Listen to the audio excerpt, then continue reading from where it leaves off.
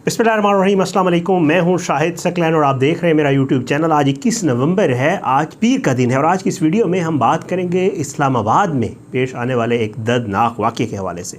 बहुत ही हैरानकुन वाक़या और किस तरह, क्योंकि हैरानकुन इस तरह है कि एक बाप अपने बच्चों को सुलाकर उसके बाद जो है वो अपनी बीवी को उसी कमरे में, जिस कमरे में वो बच्चों के साथ सोया होता है, अपनी बीवी को जो है वो छुरी से उसका गला काटता है। इस दौरान बच्चे जाग जाते हैं और ये 10 से 12 साल की उम्र के बच्चे होते हैं। और किस तरह ये बच्चे जो है, बाप उनको कुछ और बताता है और फिर उसके बाद बहुत एक वाक़या आपको पूरी तफसील बताता हूँ। आगे चल के आपको बताऊँगा कि किस तरह जो है इन बच्चों ने बाप के ख़िलाफ़ गवाही दी और बाप को पकड़वाया और फिर उस बाप को जो है वो 2 दिन पहले सज़ाए मौत हुई।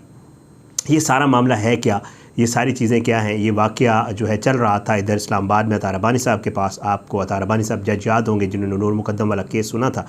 तो ये जो है अब इसका फ़ैसला आया है, तो आपके सामने वाक़या रखूँगा, वाक़ये की तफसीर रखूँगा, किस तरह ये केस चला, बच्चों ने क्या कहा, किस तरह ये सारा मामला आपको बताता हूँ। नवंबर 2020 का वाक़या जो है, इससे जो मुल्ज़िम है नासिर हुसैन नाम है उसका, ये इस्लामाबाद के इलाके सहाला में रहते हैं। सहाला जो है वो थोड़ा सा स्पर्ब है, इस्लामाबाद के बाहर करीब ही है।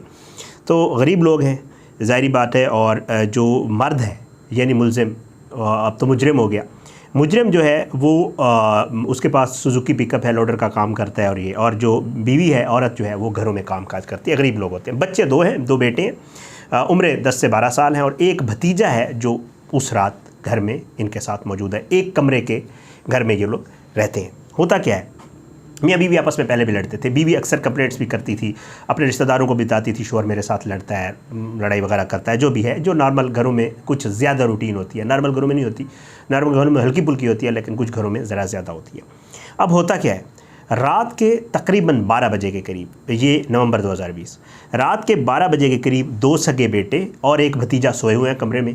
और जब वो सो जाते हैं तो किसी बात के ऊपर इनके आपस में अनबन होती है और बहुत शदीद अनबन होती है।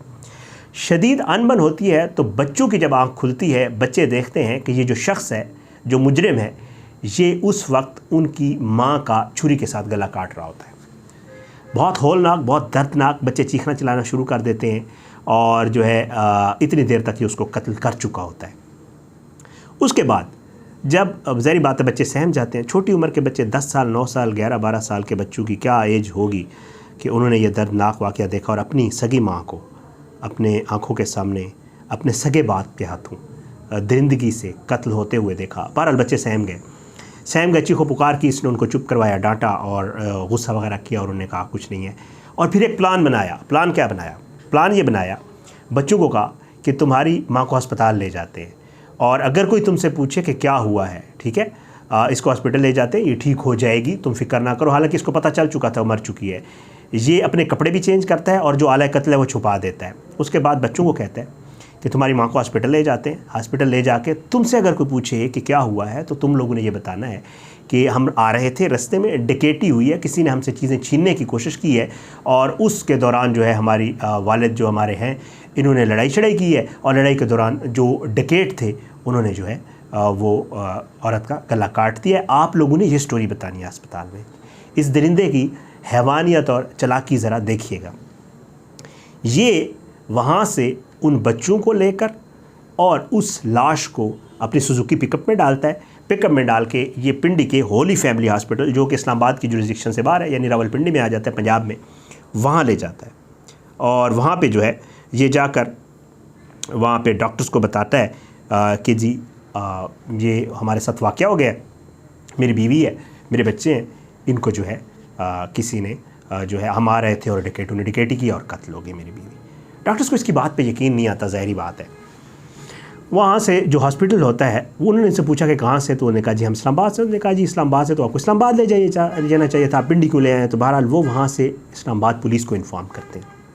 इस्लामाबाद पुलिस वहाँ पर पहुँचती है और वो डेड बॉडी को अपनी जुरिस्डिक्शन के लिए, कि क्योंकि इस्लामाबाद का वाक़या है और इस्लामाबाद में सारा कुछ हुआ है, तो वो वहाँ से पिंडी के हॉस्पिटल से शिफ्ट कर देते हैं poly clinic hospital Islamabad. Islamabad जब आते हैं तो इससे पूछते हैं कि जी इसके लवाहिकीन में से, ज़ाहिरी बात है, लड़की के जो औरत है उसके घर वालों में से किसी का नंबर हमें दें। तो ये जो मुजरिम है ये उस वक्त रो भी रहा होता है, ड्रामा कर रहा होता है और फिर उसके बाद ये उस जो लड़की औरत थी उसके मामू का नंबर पकड़ाता है कि जी ये मामू हैं और ये जो है इनके इमीडिएट जो करीबी रिश्तेदार हैं उनमें से ये है, आप इसे कॉल करके बुला लें। वो गालबन यहीं होते हैं कहीं। तो बहरहाल पुलिस उनको कॉल करती है और पोली क्लिनिक अस्पताल होते हुए जी बच्चों के जो नाना यानी लड़की के मामू हैं वो वहाँ पर पहुँच जाते हैं। अब पुलिस अपने तरीके से इन्वेस्टिगेट वगैरह कर रही होती है, चीज़ें चेक कर रही होती है, उसका पोस्टमार्टम वगैरह जो कुछ हो रहा होता है। लेकिन इस दौरान जब वो बच्चे 10 से 12 साल वाले जब उनको अपने नाना की ज़रा उनके नाना करीब आते हैं, बच्चे जब नाना के पास जाते हैं तो बच्चे अपने नाना को बताते हैं कि नाना अब्बू ये जो बात कर रहा है हमारा बाप ये दरअसल झूठ बोल रहा है, ऐसे हुआ नहीं है। तो नाना पूछता है कि क्या हुआ? तो कहते हैं कि कोई डकैती नहीं हुई, इसने हमारे सामने रात को अपने घर के अंदर हमारी माँ को छुरी से गला काट के कत्ल किया है। और इस हमारी माँ का कातिल कोई और नहीं है बल्कि यही शख्स है जो हमारा बाप भी है और ये हमारी माँ से पहले भी लड़ता था और ये हमारी माँ से रात भी इसकी लड़ाई ज़्यादा हुई, हम शोर पे उठे हैं और इसी ने ही कत्ल किया है। 2 बेटे गवाह बन जाते हैं जिनकी उम्र 10 से 12 साल है, अपने नाना को बताते हैं, नाना पुलिस को बताता है और ये दरिंदा वहीं पे ही पुलिस इसको गिरफ़्तार कर लेती है। पुलिस ने 2020 का वाक़या, इन्वेस्टिगेशन होती है, पुलिस तफ्तीश करती है, पुलिस को पता चल जाता है कि बंदा यही है जिसने कत्ल किया है। और फिर उसके बाद केस चल पड़ता है। केस चल पड़ता है तो ज़ाहिर बात है इन्वेस्टिगेशन ज़रा पुलिस आगे बढ़ाती है तो पता चलता है कि इस शख्स ने ही इतराफ़ जुर्म करता है और बताता है कि जी जो खून आलूद कपड़े हैं जो मैंने उस वक्त पहने हुए थे और जो छुरी है जिससे मैंने कत्ल किया है वो मेरे घर में मौजूद है, मेरे कमरे में, जाके वहाँ से ये रिकवरी करवाता है। सबूत काफ़ी आ जाते हैं और अपने ही बेटों की गवाही भी आ जाती है।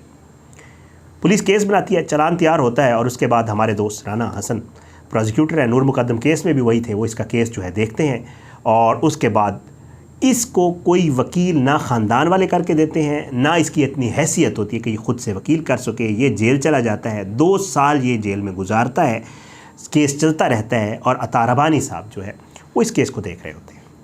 होता ये है कि केस इसके ख़िलाफ़ मजबूत होता है, पुलिस अच्छा चालान तैयार करती है, सबूत सारे मिल जाते हैं, गवाह अपने बच्चे होते हैं और इसको 2 दिन पहले सज़ाए मौत हो जाती है अपने बेटों की गवाही के ऊपर। लेकिन जब जज साहब ये फ़ैसला करने लगते हैं तो हमारे जो दोस्त वकला हैं वो ये बताते हैं कि जब जज साहब बहुत ज़्यादा परेशान होते हैं इस केस को लेकर, फ़ैसला कैसे करें, क्योंकि 2 बच्चे हैं जिनकी वालिदा कत्ल हो चुकी है 2 साल पहले और जिनका वालिद कातिल है, वो जेल में है।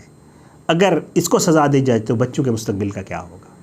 इसके ऊपर जज साहब को बड़ा सोचना पड़ता है और जज साहब जो है वो इन बच्चों के वही नाना जो इस केस में मुद्दई हैं यानी बच्ची के मामू, लड़की के मामू, उससे पूछते हैं कि इन बच्चों का, तो वो कहते हैं कि जी जिस दिन से ये वाक़या हुआ ये बच्चे तो फैसलाबाद में हमारे पास हैं और जब भी इन बच्चों की गवाही ज़रूरत होती है या जब भी इस केस की समाअत होती है, जब भी पेशी होती है तो हम बच्चों को फैसलाबाद से ले आते हैं। हम तो इनको वहाँ पर स्कूल में भी एडमिशन करवाया हो, ये वहाँ पर पढ़ भी रहे हैं और ये हमारे पास रह रहे हैं क्योंकि हमारी बेटी के कत्ल के बाद इनकी जो ज़िम्मेदारी है वो हमारे ऊपर है।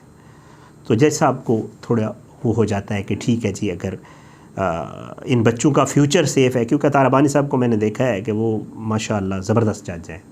नूर मुकद्दम वाले केस में तो हमने कोई समात मिस नहीं की और हम हर समात पे मौजूद होते थे और हमने बड़ी डिटेल से उनको 4-4, 5-5, 6-6 घंटे भी उन्होंने बैठ के ये वाले केसेस सुनते हैं वो, और ज़बरदस्त।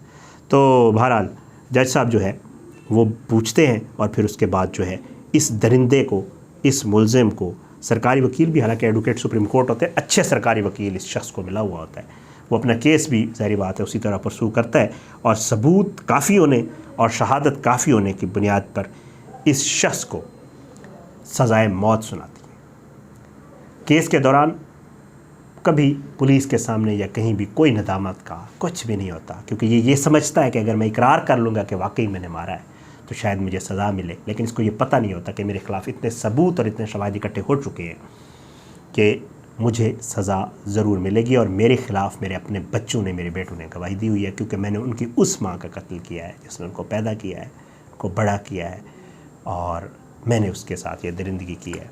बहरहाल बहुत ही सबक आमोज़ सच्चा वाक़या। इस्लामाबाद किसी और शहर से नहीं, इस्लामाबाद से, और इस्लामाबाद जो लोग रहते हैं वो जानते हैं, सियाला मैं जहाँ बैठा हूँ इससे थोड़े से फासले पे ही है। इस्लामाबाद में सेंटर में बैठा हूँ और सियाला थोड़े फासले पे है। तो इस तरह के वाक़यात होते हैं जो रोज़ हमारे सामने आते हैं, लेकिन शुक्र अल्हम्दुलिल्लाह मैं अक्सर केसेस में, नीचे के कोर्ट्स में तो सज़ा हो जाती है, ऊपर अपील नहीं होती है, लंबे मामला चल पड़ते हैं, लेकिन मैंने ये दूसरा केस देखा है नूर मुकद्दम के बाद, ये वाला केस। वैसे तो बेशबहा केसेस में रोज़ फैसले होते हैं, लेकिन ऊपर वही आपको बता रहा हूँ मामला लटक जाते हैं कि अता रबानी साहब ने इसको जो है केस को बाकायदा सज़ाए मौत, और ये मामला इस तरह जो है अपने इख्तिताम को पहुँचता है। देखिए उस शख्स की दरिंदगी कि किस तरह वो अपनी बीवी को, अपने बच्चों की माँ को, अपने बच्चों के सामने, उसको पता था कि ये बच्चे चीख पुकार होगी, शोर होगा, बच्चे जितने भी छोटे हैं उठ तो जाते हैं, और फिर जब बच्चे उठ गए उसके बाद भी उसने अपनी बीवी को छुरी से, और इतनी बेदर्दी से, अल्लाह माफ़ करे, पता नहीं, हम तो इमेजिन भी नहीं कर सकते। खुदा न खास्ता किसी, अगर आप परिंदे को भी ज़बह करते हुए किसी को देखें तो दिल दहल जाता है, और अगर किसी इंसान को छुरी से ज़बह करना और फिर उसके बच्चों के सामने करना, पता नहीं कैसे ये लोग कर लेते हैं। बहरहाल इतने शकीउल कल्ब और इतने पत्थर दिल लोग पता नहीं कैसे होते हैं। अल्लाह ताला जो है इन लानतियों पर, इन ज़ालिमों पर अपना अज़ाब नाज़िल करे। अल्लाह जो है मज़लूमों को इंसाफ मिले, ज़ालिमों को इबरत का निशान बनाए। अपनी दुआओं में याद रखा करें। अल्लाह पाकिस्तान का अमीन नासिर, इसके खिलाफ साजिशें करने वालों को नाबूद करे। मुझे इजाज़त दें, अगली वीडियो में मुलाकात होगी। पाकिस्तान जिंदाबाद। अल्लाह हाफ़िज़।